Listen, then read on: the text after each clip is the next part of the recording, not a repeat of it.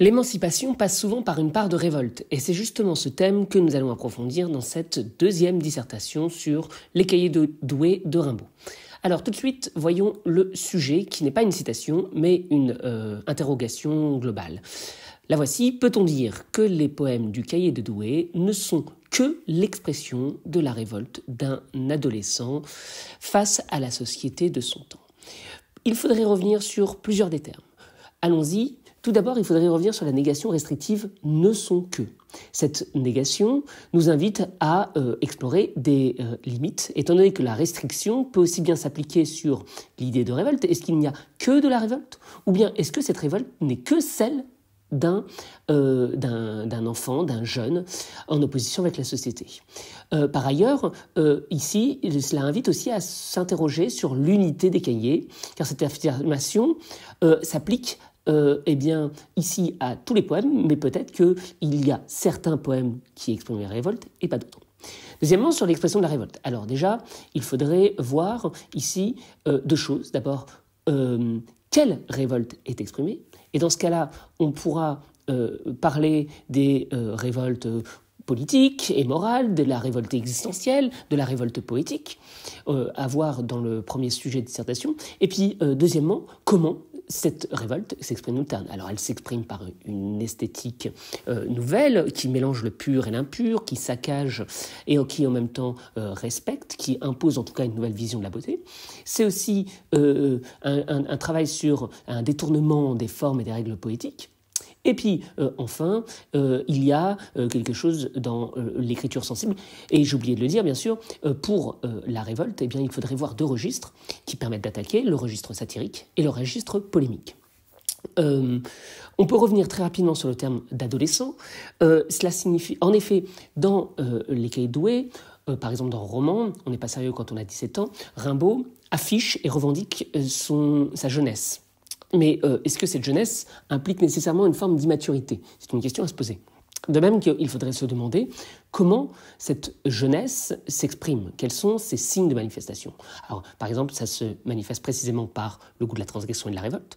Ça s'exprime par une propension affichée au rêve, mais aussi par une sexualité un peu enfantine et naïve, le rêve étant cette fois aussi celui de l'amour, outre celui de la dérision. Un dernier terme sur lequel il faudrait revenir, c'est la fin de la citation, face à la société de son temps. Cela suppose ici l'idée d'une confrontation, d'une mise en scène de deux camps, et donc aussi, cela voudrait dire que tous les poèmes des cahiers de Douai s'appuient sur le contexte politique. Or, ce n'est pas tellement le cas, et c'est là où peut-être le point du sujet bascule, c'est de dire que, certes, il y en a, mais en vérité, le but de Rimbaud, c'est pas tellement de se confronter, c'est de fuir la confrontation, c'est de s'évader, de fuir. De fuir en revenant aux origines du monde, par exemple, en privilégiant plutôt les sensations, c'est-à-dire que ce n'est pas tellement les idées qui l'importent, mais c'est davantage l'expérience sensorielle qu'il fait dans le présent. Et bien sûr, il y a tout le motif de la fuite, de l'évasion et du rêve qui montre bien que son problème n'est pas tellement d'être contre, mais plutôt d'être en dehors. Alors, à partir de là, deux problématiques possibles, deux interrogations. L'une, on la donne, explore un non-dit du sujet, mais c'est une problématique un peu trop restreinte. Contre quoi les poèmes des cahiers se révoltent-ils et comment cette révolte s'exprime-t-elle? Donc, ça serait de voir tout à la fois le fond et la forme de cette révolte. Mais il y aurait une deuxième interrogation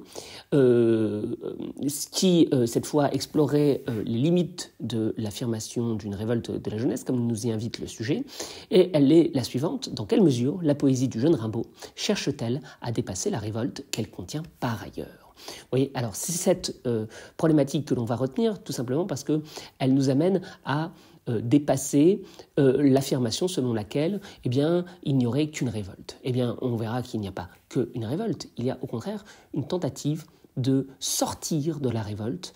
C'est comme quand on est jeune, dans un premier temps on s'oppose pour aussi se poser et pour s'affirmer en tant qu'individu.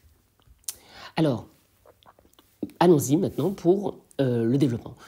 La première partie, de façon assez attendue, se demandera contre quoi la poésie de Rimbaud se révolte-t-elle. On pourra commencer par remarquer que Rimbaud imprime un refus envers toute forme d'ordre établi. Cela passe par la famille et par la bourgeoisie. Ce refus se matérialise par le motif de la fugue.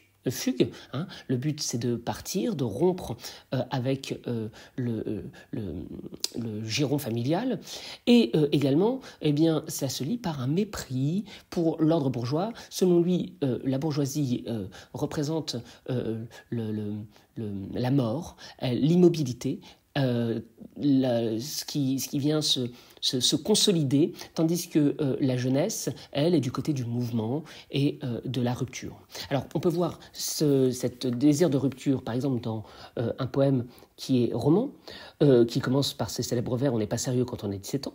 Et tout ce poème montre comment le poète fuit la société.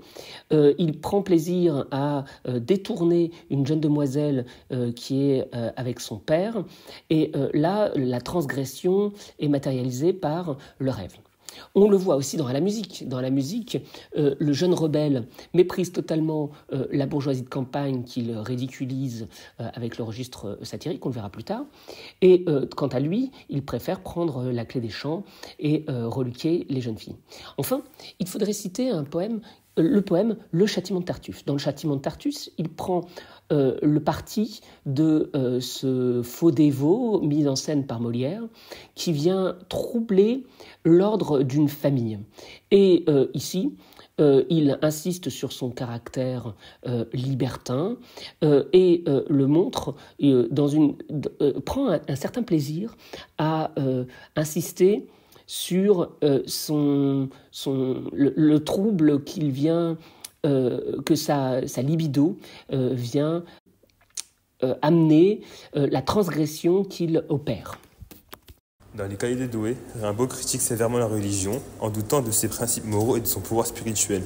Il dénonce la rigidité et la fausseté qui souvent contrôlent les institutions religieuses, montrant comment les croyants ne suivent pas toujours les enseignants qu'ils professent.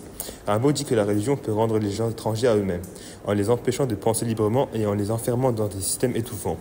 Il rejette aussi la morale religieuse habituelle, préférant une approche qui valorise la liberté personnelle et la conscience individuelle plutôt que des règles imposées de l'extérieur. Dans ses poèmes, Rimbaud explore les effets négatifs de l'obscurantisme religieux sur la société et les individus. Il encourage à remettre en question les valeurs traditionnelles et à chercher un sens plus vrai et profond en dehors des croyances établies.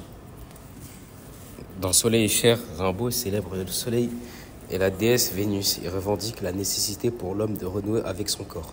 Il critique la religion catholique, il veut revenir au paganisme, l'époque où le corps était plus mis en avant que l'esprit. De plus, il rabaisse le Christ en l'appelant l'autre Dieu, au vers 47, comme si le Christ avait pris la place du vrai Dieu. De plus, l'homme qui découle de cette religion est rabaissé par Rimbaud au vers 53. Entre parenthèses, oui, l'homme est triste et laid, triste sous le ciel vaste, parce qu'il a sali son fier buste de Dieu, comme si le corps était lui divin comparé au Christ, la déesse de la beauté et la vérité. Pour Rimbaud, la vérité, car elle prône la beauté humaine plutôt que la beauté spirituelle. Dans Le Mal, Rimbaud fait une satire de l'Église et des dirigeants politiques qui laissent mourir les jeunes soldats. Il décrit également le mal comme quelque chose qui transgresse les libertés. Cette définition du mal s'oppose aux idées du péché et aux valeurs de la religion. Il fait un réquisitoire de Dieu en l'accusant de ne pas empêcher le mal. Dans ce cas, les morts qui sont des soldats, Dieu qui doit normalement être du côté du bon. En outre, la poésie de Rimbaud exprime une révolte notamment contre le Second Empire et la guerre en cours. Dans un contexte d'oppression, le jeune poète dénonce la politique instaurée par le roi, mais prend aussi la défense du Parti socialiste révolutionnaire. En effet, la guerre réveille chez lui un sentiment d'indignation. Le poème socialiste, Le Forgeron, fait écho à la situation de guerre avec Napoléon III. Rimbaud met en avant un dialogue partagé entre un révolutionnaire forgeron et Louis XVI. Il écrit « C'est la crapule, sire », qui désigne ainsi les révolutionnaires qui sont en rage et qui montre une situation qui dégénère. Rimbaud blâme Napoléon III, il ne partage pas ses idées et les décrédibilise totalement.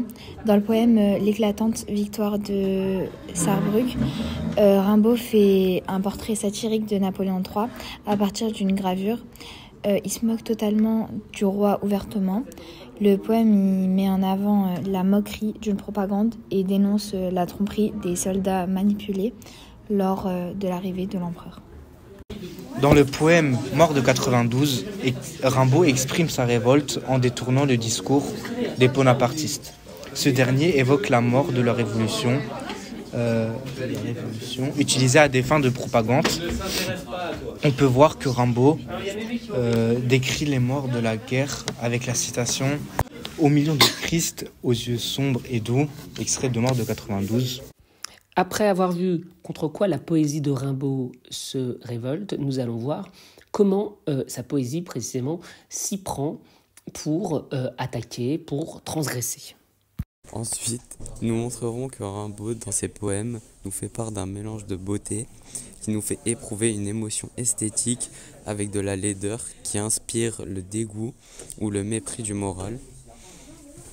Dans certains de ses poèmes, Rimbaud voit que la beauté dans la laideur, comme son poème qui se nomme Ophélie, et aussi de la laideur dans la beauté, comme dans Vénus Anadyomène. En effet, l'auteur nous montre, en exagérant, une beauté éclairante dans un suicide.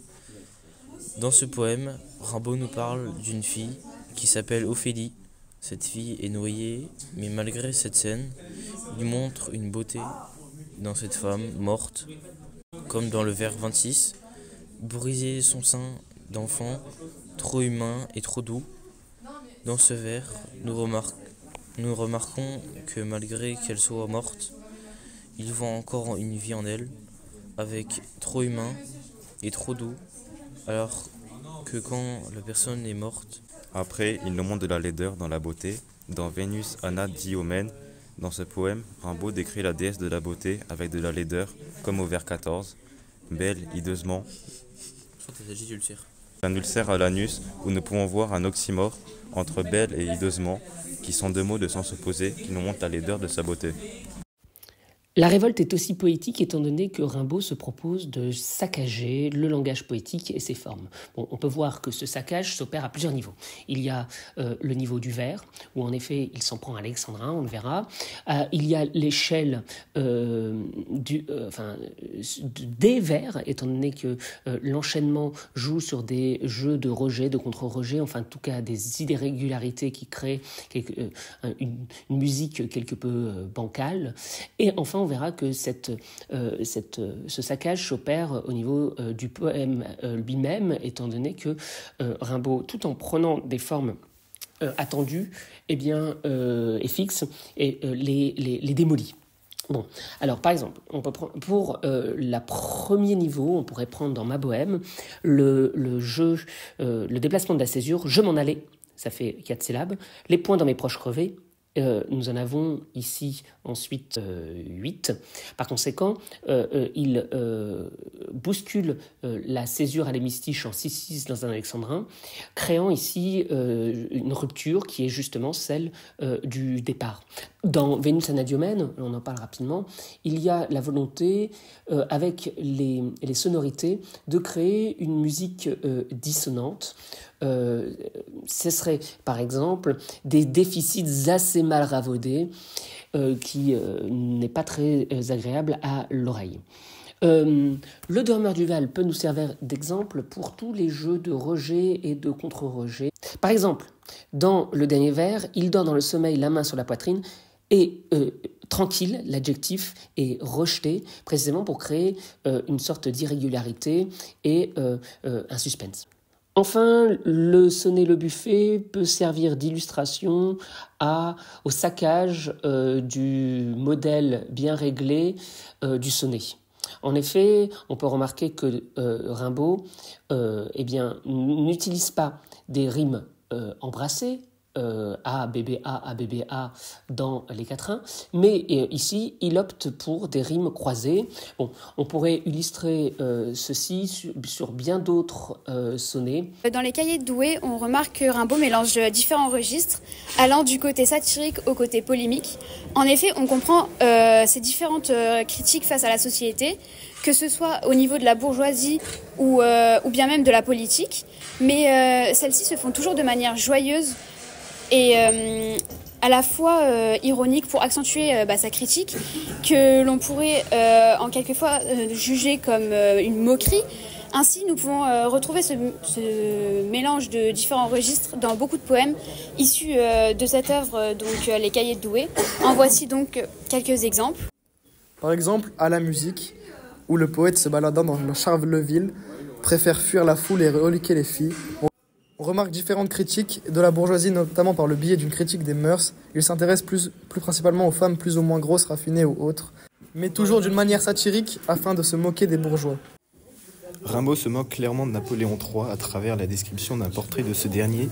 Il critique plus principalement ses idées d'un pouvoir absolu, puisque comme on le sait, celui-ci est plutôt dans le style libéral. En effet, on peut également analyser comment, à travers ce poème, le poète tente de défendre également sa liberté suite au fait qu'il soit resté trop longtemps victime d'oppression par sa mère, qui était plus dans le genre de la rage de César. Enfin, on a Bal des pendus. Ce poème dépeint un monde cauchemardesque où les pendus dansent un bal macabre. Rimbaud utilise une imagerie frappante pour décrire cette scène, mêlant le grotesque et l'effrayant avec des éléments poétiques. Le mélange du beau et du laid est particulièrement évident ici, car les danses des pendus peuvent être à la fois fascinantes et répulsives. Cette œuvre subvertit les attentes esthétiques en transformant un sujet moralement répréhensible et en spectacle poétique, ce qui remet en question les normes conventionnelles de la beauté et de la moralité. La dernière partie nous permet d'opérer un dépassement du sujet. S'il est véritable qu'il y a donc une révolte, nous pouvons montrer qu'en fait, il y a aussi un mouvement contraire qui consiste à sortir de la révolte. Nous verrons alors que l'objectif de Rimbaud, c'est de s'affirmer en tant qu'individu sensible et de fuir un monde qui, au contraire, aurait tendance à l'assigner. On peut approfondir la sous-partie, une quête sensible qui mène à un retour vers le passé et les origines, avec les éléments de la révolte contre la religion, avec son souhait de revenir aux anciennes époques. Ensuite, la mise en avant du corps par rapport à l'intelligence. Donc les différents exemples qui permettent d'approfondir le sujet, donc avec le poème Soleil et chair, et donc avec dans le poème Soleil et chair, on peut voir plusieurs citations.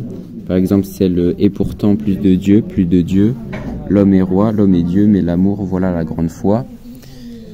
Et aussi avec une deuxième citation « Chair, marbre, fleur, Vénus, c'est à toi que je crois ». Donc ces deux citations de Soleil et chair, elle présente la déesse Vénus et elle célèbre le soleil et revient à la religion. Dans le second poème, donc Vénus Anadyomène, on peut voir un troisième exemple avec la citation « Et tout ce corps remue étant sa large coupe ». Donc dans celui-ci, il éloge les nombreuses parties du corps de la femme et il évoque à nouveau une déesse en revenant au passé, et il évoque aussi donc la déesse, la laideur de la déesse. Comme premier exemple, on peut voir que Rimbaud a fait une révolte contre la religion avec la foi et Dieu. Et il revient au passé et aux origines avec Dieu en le citant plusieurs fois dans le texte. Chair, marbre, fleur, Vénus, c'est à toi que je crois. Ici, le verbe croire permet de montrer la croyance qu'il a et il revient à la religion à nouveau. Et en évoquant Vénus, il revient à l'Antiquité et aux anciennes époques. Le troisième exemple provient du poème Vénus Anadyomène. Et tout ce corps remue étant sa large coupe. Il met en avant le corps de la déesse et évoque Vénus à nouveau, ce qui permet de revenir au passé.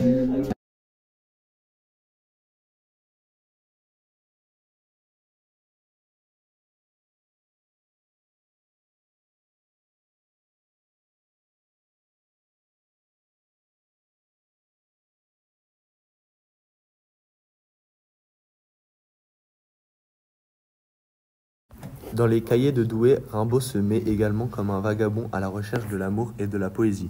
En effet, dans plusieurs poèmes, celui-ci enregistre ses fugues et sa découverte du monde.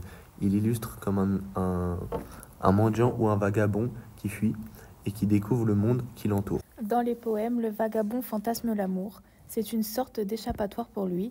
Cet amour lui permet de vivre des émotions fortes. On peut par exemple retrouver cette vision de lui-même dans À la musique, où le jeune poète se trouve dans une ville où les habitants sont réunis pour un concert, mais lui préfère s'échapper pour relooker la fille. On peut l'observer le vers « Moi je suis débraillé comme un étudiant, sous les marronniers verts, les alertes feuillettes ». On retrouve ce même modèle dans les poèmes Cabaret vert et La Maline. Le jeune voyageur s'arrête dans un lieu et apporte une attention toute particulière à son interlocutrice. Nous avons ensuite Première soirée, qui raconte notamment la vision vue à travers une fenêtre des ébats enfantins d'un jeune couple. Donc ici, on va plus parler d'une parodie les poèmes romantiques. Donc ça fait référence à une scène intense d'amour, plus notamment une description de la nature ainsi que de l'amour. Rimbaud, on peut supposer que Rimbaud veut s'évader, avec notamment des anaphores, comme pour sensibiliser l'aspect à l'amour. Rimbaud réussit à trouver un refuge hors du monde, celui du rêve, qui lui permettra de s'évader des contraintes de la réalité quotidienne. Il peut ainsi exprimer sa créativité poétique et explorer des mondes riches en émotions et en significations symboliques. Par exemple, dans son poème intitulé « Les réparties de Nina », mettant en scène une muse mystérieuse et envoûtante, captivant l'esprit du poète et le plongeant dans un univers où la réalité et l'imagination sont confondues. De plus, dans le poème « Sensation », le rêve se comprend à travers la forme du futur, giré vers les sentiers. Les sentiers représentent ici un chemin vers la liberté. Le narrateur imagine un éveil à la sensualité qui le plonge dans un monde sensoriel où la sensibilité des actions ressenties se ressentent à travers les pages. Le poème synesthésique dévoile en seulement quelques vers une explosion de ressenti, de passion et de liberté. Je sentirai la fraîcheur à mes pieds. En outre, dans Le Dormeur du Val, qui représente le rêve à travers une atmosphère onirique et des images évocatrices, le poète décrit un jeune endormi paisible. Il crée ainsi une scène de tranquillité et de calme. On peut retrouver une description riche en détails sensoriels comme les bruits de la nature, tels que la rivière qui chante. Néanmoins, les derniers vers, tranquille, il y a 2 trous au côté, rouge au côté droit, indiquent que le soldat endormi est en réalité mort, ce qui contraste fortement avec l'atmosphère qui dominait auparavant.